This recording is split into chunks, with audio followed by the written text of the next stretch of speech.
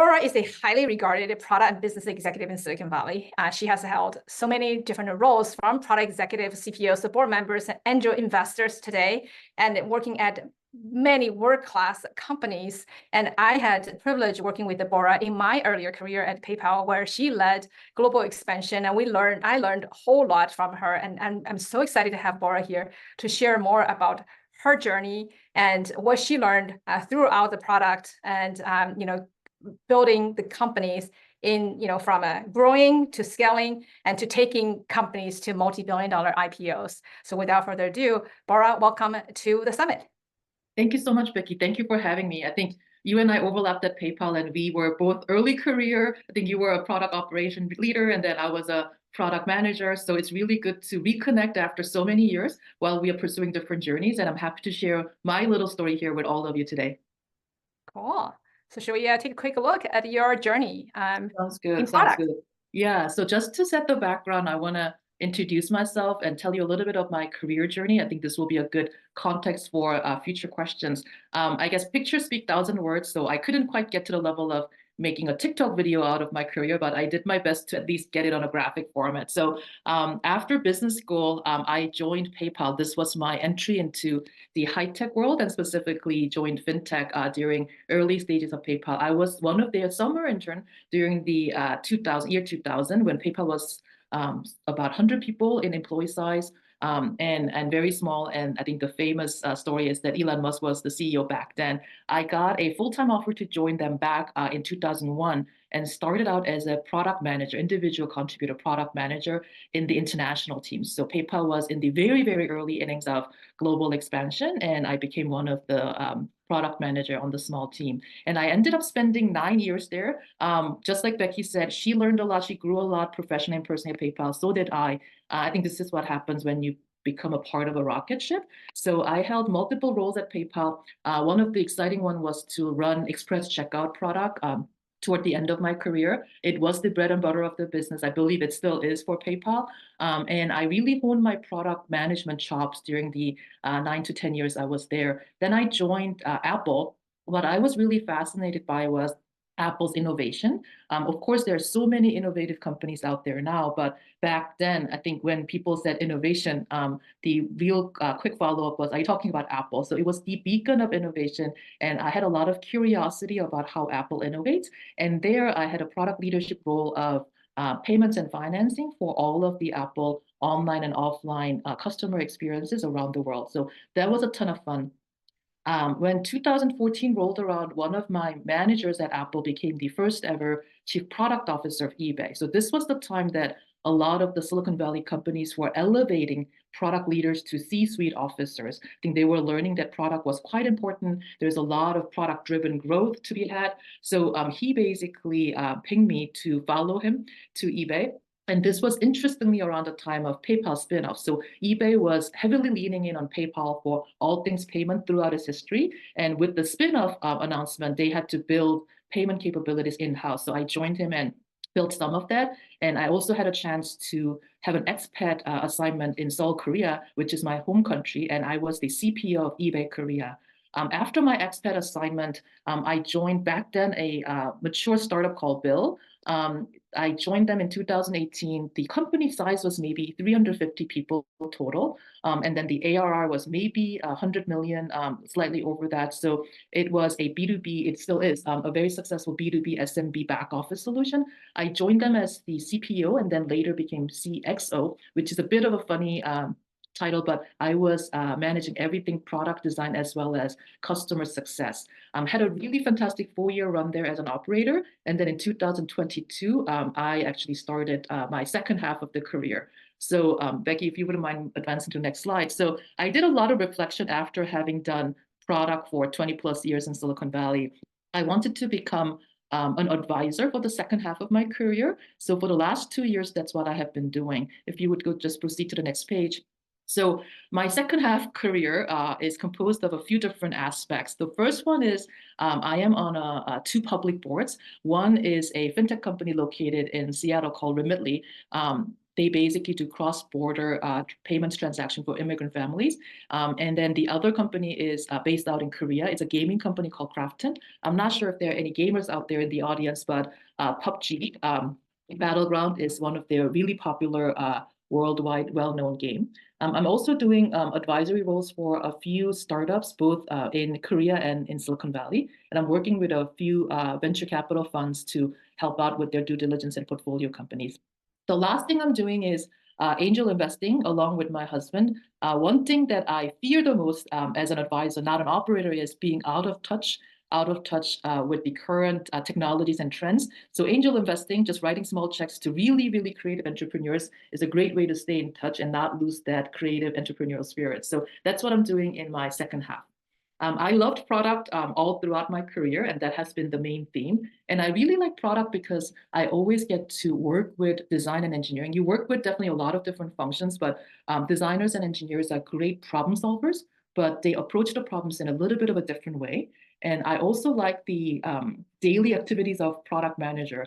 You usually do multiple things at the same time, but you generally ideate, and then you define, you debate and really polish your idea, you build things, you launch things, you measure and see what went right, what went wrong, and then you rinse and repeat. So I love that journey. And I love just building teams, working with different functions and creatively solving problems throughout the journey.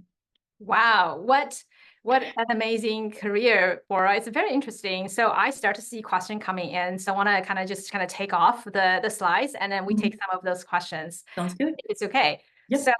So one of the question I have from an audience is really around, how you are going to when you go from a role to role, you started with product manager, and then you went down to product leaders, and then run a large product, bread and butter product, and then you look at innovation, and then obviously later on become working for a CPO, and then became a CPO yourself, and then even become a CXO. So I think that's an amazing journey. So one of the things that audience always want to know, that's not very easy to identify, is what is the difference between VP of the product versus the chief product officer? They're so similar, right? So could you please share a little bit what it's like?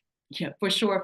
First of all, thanks for being so generous. I think I was super lucky to join some of the high growth companies, but I also had great managers who believed in me and stretched me and took risk in me. So I have a lot to thank to them. But to answer your specific question about what's the difference between being one of the many domain leaders versus being the overall product leaders, I think there are a few different things. So when you are, just to set the context, I think I could talk about the transition at eBay. So a lot of you interact with e-commerce sites. So I think this is a pretty easy concept to understand. So I was responsible for shopping cart, checkout, and payments. One of the many domains of a shopping journey, right? So there was my fellow VP who owned search capabilities.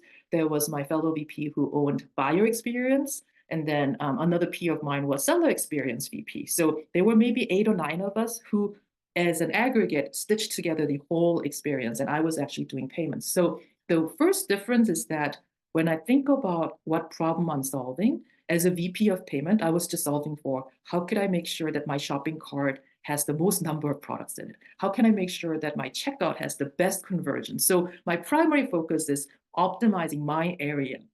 But then when I became a CPO of eBay Korea, and really think about the overall journey from search all the way to shipping, then I actually had to think about the end-to-end experience first. I definitely wanted to optimize each of the areas. That's so that our search is the most excellent, our shipping is the fastest and error-free. But my starting point was the end-to-end whole journey. So I was thinking about the global optimization. When I was just a payments leader, I was thinking about that area. Of course, I had to think about what comes before payments, what comes after payments. So I wasn't totally in a silo, but my primary focus was local optimization of my own domain. I think that's the first big difference. The second big difference was, who are my peers? So I actually, when I was a VP of payment, I had a lot of peers to kind of use them as sounding board, discuss topics with. When I became CPO, my peers became head of sales, CMOs, CTOs. I think I hung out with my CTO the most naturally, right? Because we are both leading the building process of great software. So I was representing my own function of payment, a product rather, as a CPO. And then my peers became each of the functional leaders. And I had to explain to them what our product strategy was. And I had to understand what the sales goal was and how I could enable sales. So my peer relationship and dynamics became really different. Maybe one last thing I will add, Becky, to answer that question was I also kind of started to think about what are some of the teams that I need to have as a CPO to multiply our team.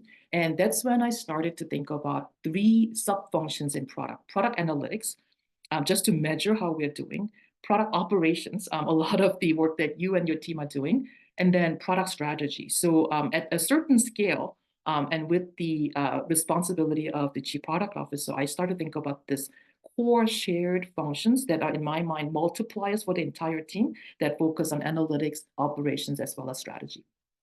That is a very, very cool. Thank you so much for the context, Bora. And in particular, you're saying the multiplier. I think that's a lot of times definitely heard, how, I think, like you said, as your VP product, you focus on the areas you're in. But when you became a CPO, how do you,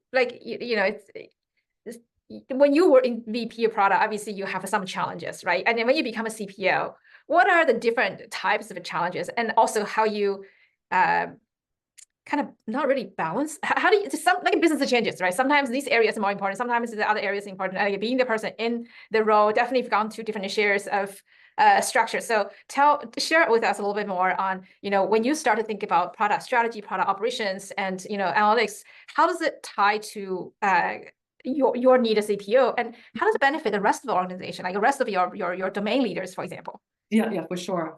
I'll pick on kind of the local optimization versus global optimization point I mentioned earlier and expand on it. Becky, you remember the annual planning process we had at PayPal, and it got more expensive and complicated as the company grew bigger, right? So I think CPO, with the help of product operations team, kind of set the rhythm of the company and of the execution. So I will use annual planning cycle. I think each of you in the audience, you would have sometimes, if you work for a bigger company, very much elaborate planning cycle, maybe, pardon me, or startups, it could be a little bit more nimble, ad hoc, and agile. But anyway, maybe for kind of a mid-sized to bigger companies, there is a cadence of annual planning cycle. So what happens is that there is a company corporate strategy and usually a financial goal for the next year or so. If you're a public company, there's even longer time horizon and even a firmer bar of goals and strategies, right? And I firmly believe that product strategy has to be well nested under the corporate strategy. It cannot be one-off or an oddball. And it should also pay attention to the financial goal as well, because a lot of the times these days, depending on the nature of the business, product could unlock a lot of the revenue opportunities as well. So if you think about an annual planning cycle, it starts with a great aligned corporate and product strategies. And then there are some areas of demands, right? So what we need to improve, what new ideas we have, what new businesses we need to start, or new features we need to build to win against competition or serve greater customer needs. And then there are some of the resource decisions, right? So Becky, you remember that, especially at PayPal, when we were growing like gangbuster, the supply and demand was always out of match, out of balance, right? I think our demand was maybe oversubscribed, over the demand, over the served supply rather, 3 to 4 times usually, right? So then I think as a CPO, I think this kind of gets to the core of your question. You have to prioritize and allocate the resource portfolio for the team, right? At the company level, first understanding what customers need. So I feel that what really is important is having the rhythm of the planning and execution, and setting the direction with the great product strategy, and then making sure that each team knows how to work together in aggregate to achieve the goal. And a lot of that, I think, comes to product operations. I think you and I have talked about multiple metaphors to describe the critical role of the product operations. I said that the CPO and the product operations together set the kind of beat of the execution. It also balances the supply and demand misbalance. It also is kind of a oil for the well-oiled machine. If the speed, this plan of record, the supply and demand understanding is off, I don't think there is a well-functioning and very, very kind of productive organization. So I think as a CPO, you basically have to solve all of that and really balance based on the priorities. Right. And you mentioned so many important part. Would like to double click on that as Sure. well. So for example, you mentioned sort of the global optimization and the local optimization. Mhm, And this is never easy for product, regardless you're product mhm, manager or mhm, product VPs. Obviously, your baby is the most important baby, right? So I think that, I think a lot of times we do kind of face that kind of struggle that, product manager feel like, hey, I own the experience, I own my product. And why do we need this like annual planning? Why is it like it feels like not right. very intuitive? So Mhm, how do you manage that, and how does it I think not just only at PayPal, right, even in a lot of other companies you want to, what is the experience to kind of balance the need of bigger mhm. picture, longer term, and then sort of the like innovation? How do you tie that together? Right, right, right. I think I'm gonna bring out my humility and vulnerability a little bit here, Becky. So as you mentioned, I think when I was kind of a new product leader, I think I was all sharp elbow and fighting for my team's agenda, my team's resources, because I was, I think, placing too much weight on the local optimization. But then throughout my kind of learning journey and growth, I realized that there was a paradox, meaning once I kind of let go of my team's agenda or personal agenda and zoom out and look at the big picture. What does the customer want? What is the best for the company? What is the CEO thinking about, not the domain leader of certain product? Then I think my calculus changed, and in a really paradoxical way, it helped me to become better product leader. And I could actually balance. And I think one of the reasons why I was able to become a CPO was I think I actually was not always pushing for my team. Of course, the starting point is definitely the support and deep understanding of what my team has to do, have been doing, and all that. But I think when I kind of elevated my thinking, up level the strategic point of view, and I know that these might sound all fluffy and a bit intangible, but when I actually specifically ask questions like, what does customers want? What are they most pained by? What brings them most joy, regardless of domain, I think that elevated my thinking, and it actually ended up benefiting my team and me as well. And that's the paradox that I learned throughout their journey. And hopefully this makes sense to some of you, and hopefully you don't take as long to learn about this as I did. But that's why I always think about local optimization versus global optimization. Wow, this is really cool, Bora. I want to just double click on that because what you just said, you said, when you were in the PM, you focused on your area, Mhm. and that, it's a good in a way you try to do a good job, but then also in some ways not make you strategic because you're Mhm. thinking about one small part versus what the business want, what the Right, customer want. When right. you elevate and open up, so the bigger picture, elevate your view, not only like you quote unquote let go, right? The things you focus on, it help you to grow your career in the CPO. Wow, that's like a very, very profound nugget. So it's interesting because a couple of days ago I was talking to someone and also who's a CPO, and what he said was, you are not your product. Mhm. I'm not my product. You're not your product. We just together to sort of progress and accelerate company's goals and the customer benefits. It's basically very similar to what you said. Mhm. That's very profound. I just realized that now, like after you and then the other CPO said that. So how in that case, I want to kind of sort of divert the topic a little bit. Sure.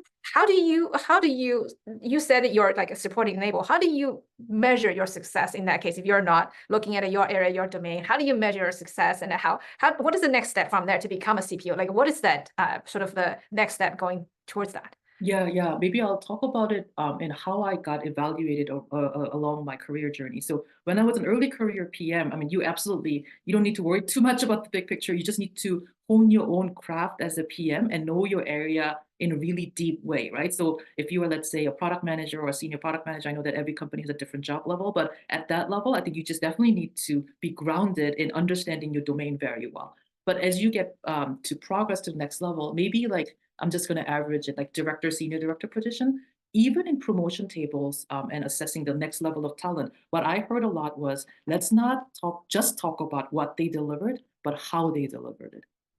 The how becomes an important part, and that's I think in a lot of thought leadership. And you could argue that how can you measure thought leadership and stitching together the end-to-end experience in a KPI? Sometimes it's hard to quantify it, but I believe that there are some of the thought leaders who think expansively, who think beyond the constraint and limitations of what we have.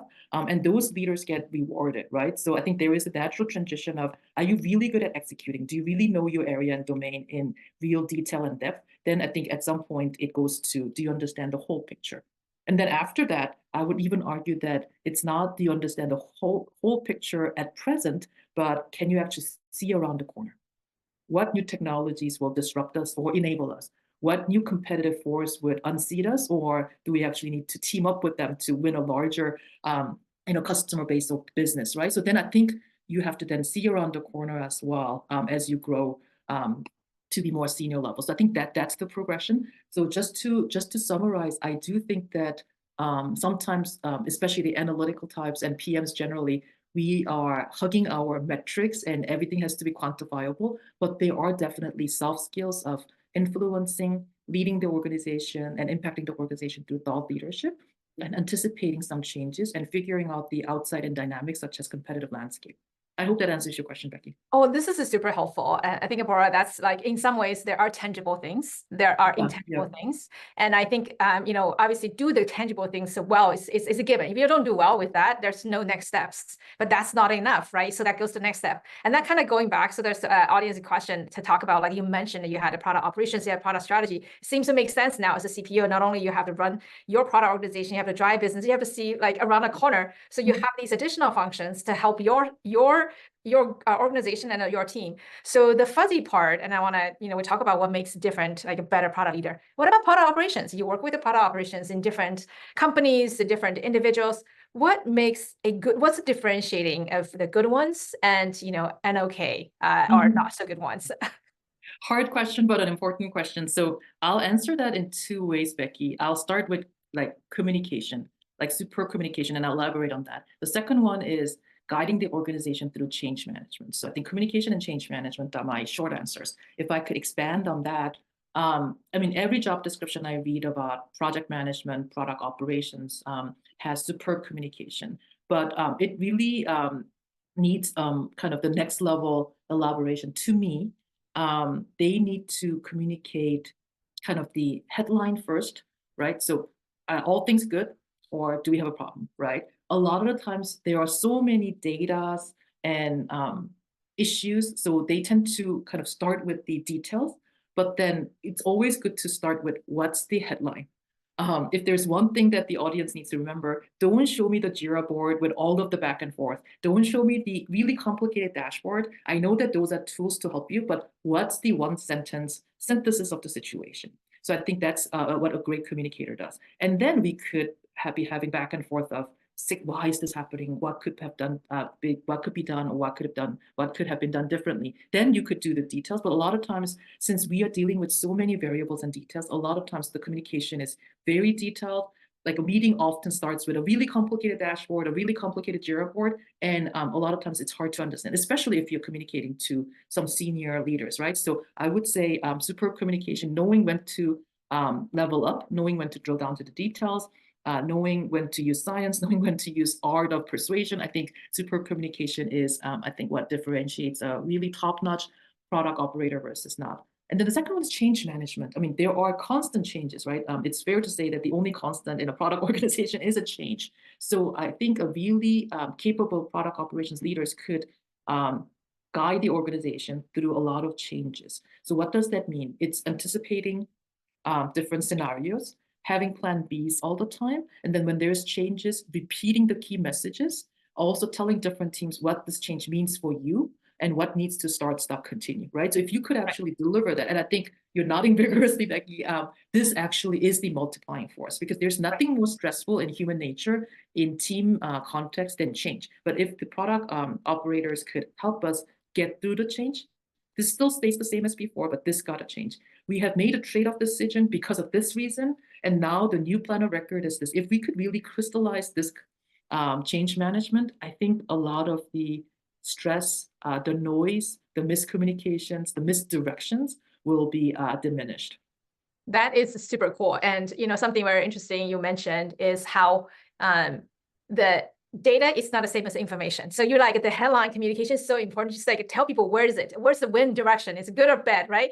And then the second part, you talk about change management. A lot of them really, I think what you really, many of them are really leading to the roadmap changes, the trade-off and strategy or priorities. And it is true, the product operations, the good ones really do a lot of excellent job in terms of coming up, working cross-functionally, working with the domain leaders, with the CPO on options and trade-offs, and then being able to effectively communicate. That is really, it's really a core part of effective product operations for sure. I definitely hear what you say. Wow, I wish we had more time, but I know that we're coming up, so I know that you shared a couple of takeaways. Let me pull out the screen, and I would love to hear you kind of just touch upon that, how we can take the your rich career and the learnings to our audience as well. Yeah, no, thank you. So maybe kind of in closing, I wanted to summarize 3 takeaways. I think these are something that I have struggled to learn throughout my career. So if I could be a bit of an accelerator to your career and give you tips so that you don't experience some of the mishaps and move faster, these are it. So if I think about product, and a lot of times product operation is a core part of product team. Some people call it extension, but I do think that it's a core part. In order to be an excellent thought leader, I think you need 3 things. It's kind of hard to have all 3 things, but I think we can always be ambitious and aspire, right? So customer empathy, technical chops, and kind of commercial sense, right? So oftentimes people say that you buy a product or software to reduce pain, either reduce pain or bring joy. So you have to have customer empathy, and everything you do has to be rooted with customer needs and customer pain points. And oftentimes we forget that. So I want to make sure that we always get grounded on customer empathy. And then at the end of the day, we are in software business. So technical capabilities, especially understanding how we could solve these problems is key. And then a lot of times, we are not in, a charity or public sector. So we have to make money. We have to commercialize what we're building. So having a keen commercial sense is also helpful. So I think these are really hard 3 qualities to get, but if I have to distill what make a good product leader and a great product operations leader, I think these are the 3. But of the 3, I would argue that you should always be grounded and start with the customers. I talked about this a little bit already. When you go through a P&L of software companies, the 3 key P&L elements are R&D, right? Research and development, and that's where a lot of the product design, engineering, and kind of technology resources are. And then there's sales and marketing, and there is kind of admin, right? So R&D is usually the most expensive resource. And I talked about how supply is usually 1/3, 1/4 of the demand, right? So then it is upon the CPO and the product operations team and the entire product team to have vigorous, vigilant prioritization, so that the most expensive resource is put into the most impactful thing for the customer. So that's one. And then with all the metaphors that I used for execution, we have to seamlessly do roadmap execution. I feel that roadmap is like a contract from product to the rest of the company. We commit to do this, and when it changes because of some internal or external reason, we are, I think, obliged to tell the rest of the company that this is going to be the new plan, right? So these are definitely one of the many critical deliverables. So I want to make sure that if we do product operations well, it means that we actually put the most scarce and most expensive resource in usually software companies into great use. And then the job satisfaction for all of us is going to be great because of it and thanks to this, right? And then the last part is around trade-off and change management. Oftentimes, because we're so busy, we forget to elaborate why we have to change something. And then what still stays the same and what needs to change, right? So if we could lead with really fast and clear, crisp communication, again, changes will not be received as stressfully. It's definitely hard, but when this is done well, and I think all of you could think about a period or company where this is done really well, the whole team is going to come along. They're going to be happy. They're going to buy in. Even this change could be a little stressful. And then they're going to be like, who moved my cheese? But I think they will, jump along to make this change happen, right? So just wanted to leave you with these 3 takeaways. And hopefully it was helpful to provoke some of your thinking juices. Super, super helpful, Bora. I learned a lot. And then I think it's really helpful for a lot of the folks that are going through various journey in their career, regardless of you're not yet a product executive or your product executive turning to a CPO, and from a CPO into the next level, the investors and the board. I think there are always something, and I've definitely taken, and hopefully you did take some tidbits and learnings from Bora. And if there's any questions from the audience, is there a way to find you or? Yeah, for sure. So I am still learning, so I would love to share and learn from you. So the best way to reach me if you want to discuss any of the topics that I outline here is to just find me on LinkedIn. I'm usually pretty good and responsive, so find me on LinkedIn. Thank you so much, Becky, for having me. It was so much fun to share my journey with all of you, and I wish all of you a great professional and personal success. Thank you so much. I really appreciate it. Take care. Bye.